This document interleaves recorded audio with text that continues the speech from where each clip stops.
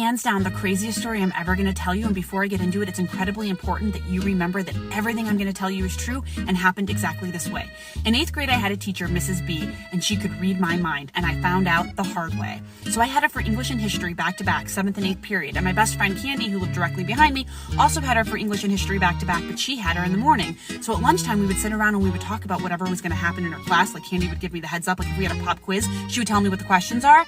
And about halfway through the school year, I'm looking out the window and there's a little bit of a car accident. Now, Mrs. B can't see that from where she's sitting, but she gets up and she goes to the window and she's like, I hope everybody's okay. And I'm like, that's weird. You couldn't see that. And then another day I'm sitting there and I'm thinking about how I want pizza for dinner. And then she announces to the class, we're going to have pizza for dinner at my house. I'm like, what? But then it started getting more serious. So I hadn't done an English assignment and neither did Candy. And so when we got to lunch that day, I'm like, what happened? Did we have a pop quiz? What's going on? And she's like, no, actually, I don't think anybody did the assignment. So she just lectures the whole time. You don't have anything to worry about.